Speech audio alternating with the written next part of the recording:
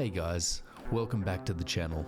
Today we're diving into another Legacy Steel and Sorcery guide, and with the fresh season bringing in a huge wave of new players, there's been a ton of demand for class breakdowns. This one's all about the Priest, the most versatile class in the game. Before we get started, I'd like to let you know that with this video comes a free key giveaway for the game. All you have to do is like, subscribe and leave a comment for your chance to win. So if you're thinking about playing the game or have a friend that you'd like to get involved with you, let them know too for more chances to win. A winner will be announced 5 days after the publication of this video. I'll also be giving away a second key for anyone who catches me live tomorrow during the Deathmatch event and leaves a comment. I'm Cruxion. I've clocked over 500 hours in Legacy so far, with at least 95% of that spent exclusively on the Priest.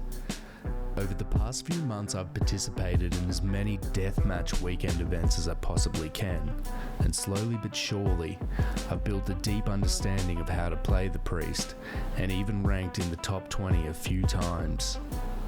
Now while the Priest has multiple viable builds, and I've seen plenty of other skilled players run completely different setups, today I want to walk you through my personal playstyle, what's worked for me, and how you can start mastering the class, whether you're playing in solos, duos, or full team PvP. So, let's get started.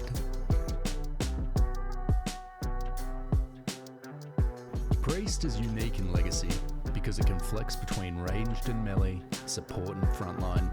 You can lead the charge or sit back and play pure utility. There's no single right way to play, which makes it one of the most expressive classes in the game. But once you've learned how to leverage its strengths, it can completely dominate both solo and group fights. Let's talk about traits. Traits unlock as you level, split across 3 rings. You'll unlock the full tree by level 20, but the order of acquisition can make or break your early and mid-game experience, especially in PvP. During the early leveling, only the most inner or first ring will be available to you. Of those, there are some very notable spells. Spirit Shell is one of those. While holding block for a short duration, you will activate the Spirit Shell, which will keep your block active even while not holding it down. The shell will last either 20 seconds or until all block pips are destroyed. Then, it goes on a 20-second internal cooldown timer until you can reapply the shield. The second notable trait is Ascend. While holding Evade in the air, it will cause you to ascend upwards.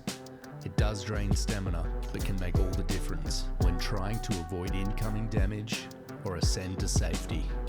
Now don't get me wrong, Redemption, Evading Light, and Penance all serve their purpose, and eventually when you unlock them, will add to your toolkit. However, during the early progression, I wouldn't prioritize these, especially if you're not playing in a group. Onto our second ring. The first trait I'd pick up is Starburst. It can take some time to learn how to get this combo right, but once you do, the damage is devastating and can erase enemy health bars. Another worth picking up is Contrition, which adds 10% critical chance hitting any target affected by your penance, which we'll discuss later. And lastly, Holy Sparks. Although it's been reworked this season and not quite as valuable as last, it can really come in clutch in certain fights and change the tide of battle with its stacking damage buff and extra movement speed. The damage buff can stack up to 3 times and is accompanied by this glowing animation. If an enemy player runs into one of your sparks, it will also silence them for a short period. Spiritual Healing and Charge Star are 2 traits that I'd avoid until I have nothing else to spec into. Now let's look at the outer and final ring of traits. For our first choice, we can't go past Divine Protection. Upon receiving a critical damage from any source, you'll be granted a temporary shield, which is equal to half the amount of damage taken. Next, I'd take Improved Levitate. With how important stamina management is in this game, you really can't go past anything that's going to reduce the cost. And lastly, Undying Light. Although it won't serve you in PvP, with the abundance of undead creatures scattered around Greenwood, night, day, and the crypts, this is bound to save you in a lot of situations. This is the order I would prioritise learning the traits. The rest of them really come down to your own preference, and I'd say mainly if you're playing by yourself or in a team would be a big factor. You will need to fill a couple flex slots along the way to unlocking all of your traits, but by level 20 you will have access to everything anyway. Now let's quickly talk about Penitence. Legacy has a number of buff or debuffs known as afflictions, and the only one available to the priest is Penitence. When Penitence is applied to a target, it causes any damage you or an ally deal to that target to heal the caster for a small amount of the damage dealt. Penitence is applied by either using heavy attacks from any weapon or by successfully landing your holy spells until you reach the required threshold. The sweet spot seems to be either 3 consecutive heavy attacks or 3 spells. You'll be able to tell once you see this yellow sparkly effect. Now let's break down all the abilities available to the priest. Our first class skill is called Sanctuary. We only have one option here, which is Mirror of Protection, which summons a floating mirror to block all incoming projectiles while still allowing you to shoot through. It's a great tool for blocking incoming poke, especially from wizards and hunters, and can help close the gap. You can also use it defensively to provide yourself cover to safely get off that heal or pot you need. Mirror of Protection has no cooldown, but seems to use close to about 30% of your mana pool, so use it wisely. Next up is Gleaming Star, which unlike Sanctuary, has 3 different options for player skill expression. The first variant is similarly called Gleaming Star, and is what will be available to you at level 1.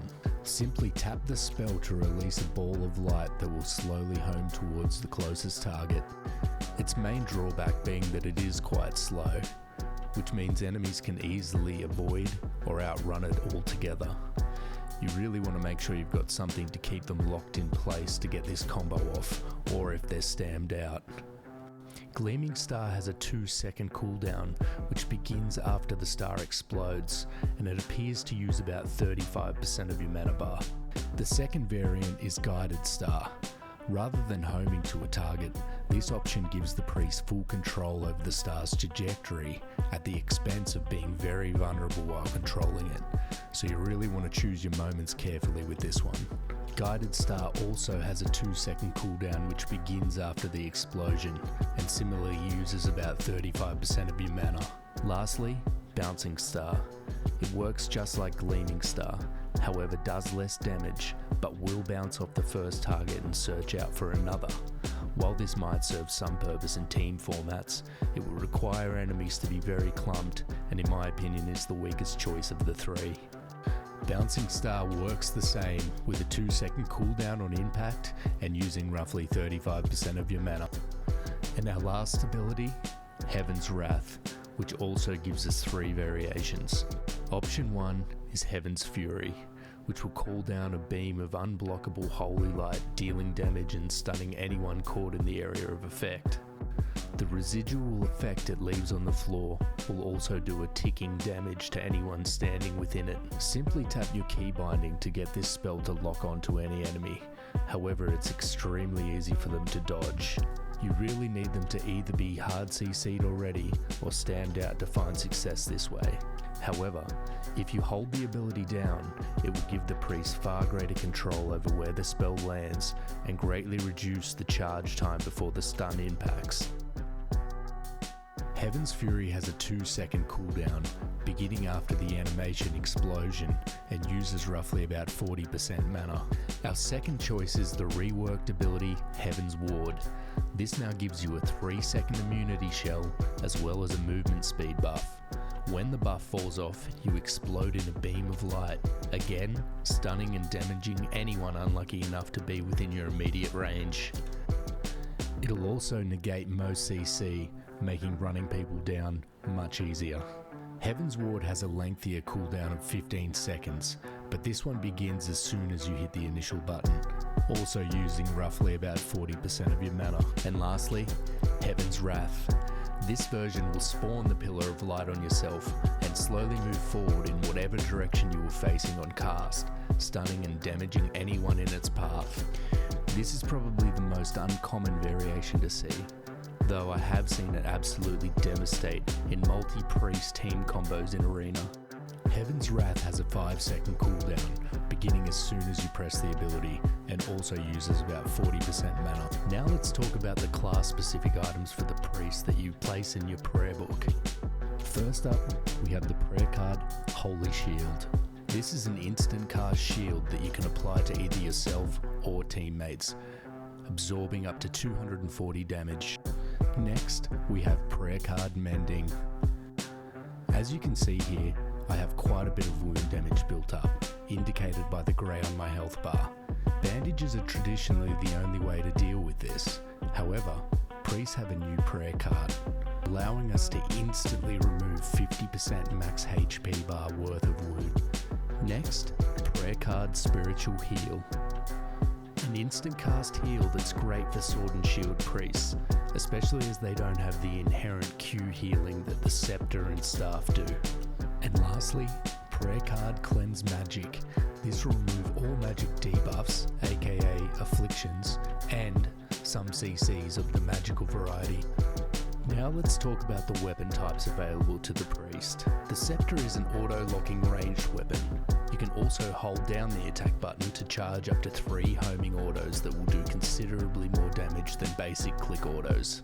However, this requires learning to B-hop properly to not incur a heavy movement speed penalty. Spirit Shell with the Sceptre will apply 3 block pips. Holding block and then attacking again will slam the Sceptre into the ground, dealing damage and knocking back enemies in range. Sceptre's Q ability is a quick flash heal. The amount healed scales based on the weapon's quality. It can also be held to apply up to 3 charges on one or a variety of friendly targets. When using Beacon of Hope, hitting multiple targets with your charged attack will generate a spark. While using Blazing Dawn, hitting any allies with a charged heal will generate you back a small amount of energy. And while using Lunar Warden, any fully charged attacks against an enemy will reduce their maximum stamina for a short duration. The Staff is a slower style projectile type weapon that's harder to hit but does a lot more damage per hit than the Sceptre as a reward for landing your shots. Holding down the attack button causes the Staff to shoot a ray of holy energy in a short radius. Spirit Shell will provide 4 block pips, and holding block with attack works in the same way as the Sceptre, as well as the Q, which is a heal, but it's slower than Sceptre's, but provides much more healing. It can also charge up to apply a huge heal on a friendly target or yourself. This healing also scales with weapon quality. While using Circle of Serenity, your Ray of Light damage will also snare the target for a short duration, indicated by the yellow glowing here. Celestial Dawn will simply increase the damage of your Ray of Light.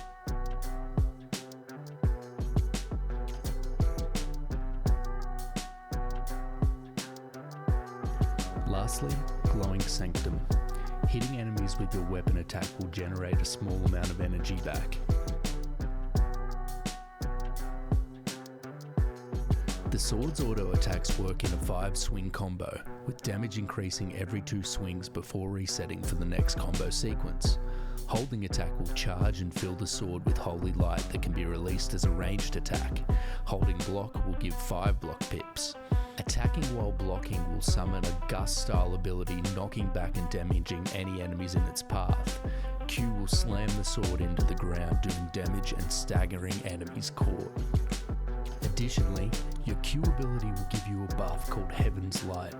While active, all of your auto attacks will deal more damage. Our first option is Mercy and Might. This will greatly increase the amount we heal through auto attacks on any target affected by Penitence. Truth and Valor will increase the duration of the buff Heaven's Light when activating Q. From my testing, it seems to go from about 12 to 13 seconds to 17 to 18. Star and Moon will give your charged sword attacks a slowing effect whenever you hit an enemy. It's a great choice for PvP. Attacking while sprinting with any weapon type will cause you to dash forward. The sword has the unique ability to do a lunge attack from height as well, but be careful, you can take full damage if you come from high enough. Let's talk about the armor available to the priest. Each slot has 3 choices available to you. Let's cover each of them and what they do for you. Let's start with our helm options. First up, we have Divinity's Embrace, which greatly reduces the time we need to hold block to activate our Spirit Shell, as you can see here. Next is the Battle Priest High Crown. After hitting an enemy with a sprint attack, it will reduce the cast time of your next charged attack.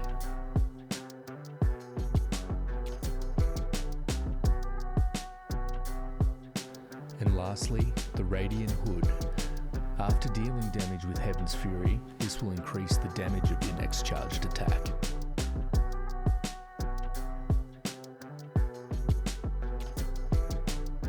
Our first shoulder option is the Radiant Spaulders. These will cause your mirrors to rotate with you to provide better cover.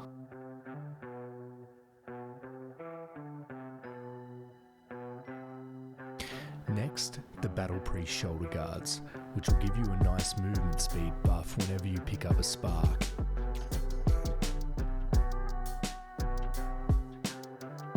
And finally, Divinity's Mantle. After hitting an enemy with a star, it will reduce the cast time of your next charged heal. To be honest, I'm not sure whether these are working properly, or if the change is so minimal it's hard to notice. Next we have the Battle Priest Plated Pants. These cause any enemies that touch your mirrors to become staggered.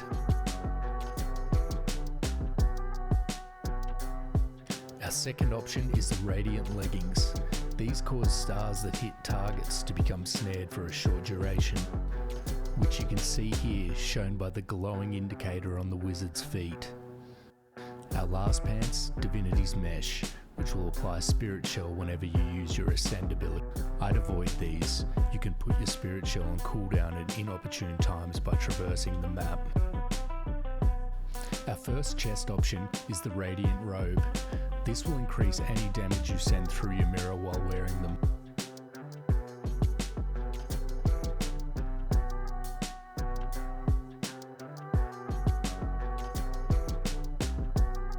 Divinity Garbs will apply a small heal whenever you use Prayer Card Shield for a portion of the shield amount. From my testing, this amount seems to be 50%. Our last chest is the Battle Priest Light Guard. This will give your Spirit Shell a Thorn style effect, reflecting a small percentage of damage back to attackers. Now let's talk about the rings available, starting with the Ring of Health. As it stands, this seems to be the go-to ring for most of the experienced priest, and that seems to be because of the Topaz socket, allowing for either stem regen or sprint efficiency. I've done some testing to work out the difference. Here first, we can see the sprint efficiency gems. It ends up being a few seconds of extra sprinting before you stam out.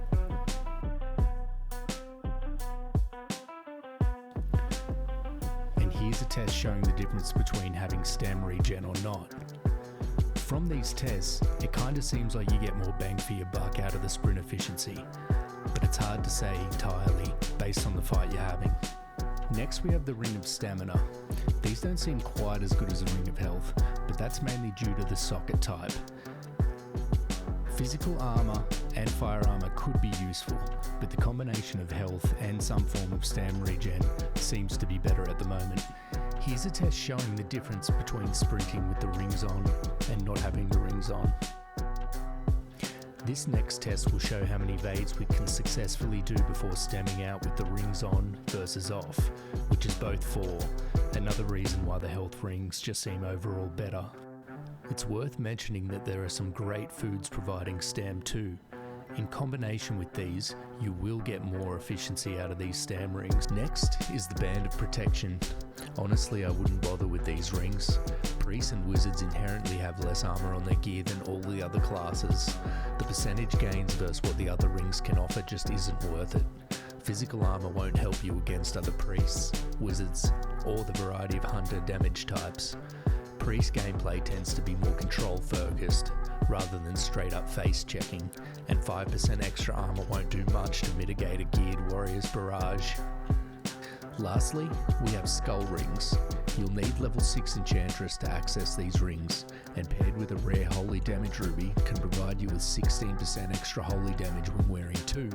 I'd only consider using these rings once you have enough purple gear and gem slots to achieve 50% or higher extra holy damage.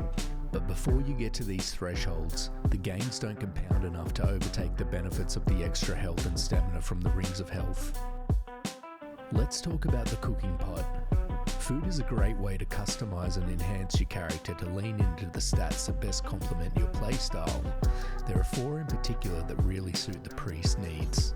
With how slow bandages are to use, and with the addition of the prayer card mend, wound resistance can really help to improve the efficiency of your prayer card and reduce the need to retreat from battle to manage wound build-up. And the extra health is never a bad thing. I've won many a fight with a health bar I can no longer see, so every point of health can certainly make a difference. Mint leaves are another great choice. We discussed stamina earlier, and how important it is to manage your bar in combat. Stemming out will usually be a death sentence when fighting an experienced player, so having that extra evade, or being able to sprint that little bit further, could be all you need to make the difference in battle. I treat ghostly oil the same as skull rings. Kind of weak with lower gear, but once you have purple gear and skull rings to boot, this will stack nicely to help you push up to 70% extra holy damage, if last season's numbers are anything to go off. And lastly, Ogre Tallow. Not much to say here, just a huge buff to your HP. And that's it for today's video. I truly hope you learned something.